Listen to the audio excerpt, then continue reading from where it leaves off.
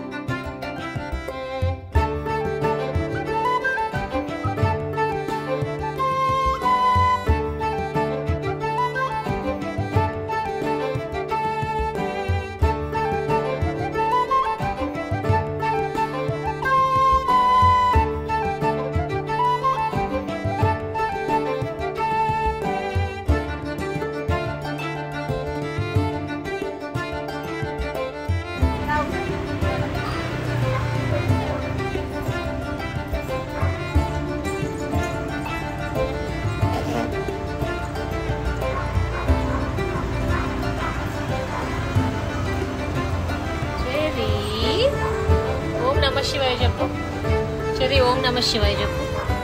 ఓం నమ శివాయ.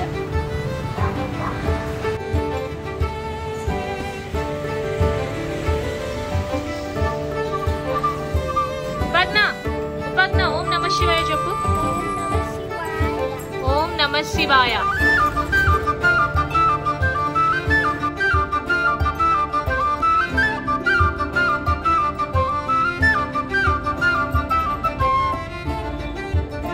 ఇలా ఉసిరి చెట్టు కింద దీపం పెడితే మంచిది అని అంటారు కదండి కార్తీక మాసంలో. సో మాకైతే లక్కీగా మా శివాలయంలోనే ఉసిరి చెట్టు అయితే ఉంది. సో మేము ఇలాగ ఉసిరి చెట్టు కింద అయితే దీపారాధన అయితే చేసేసాము.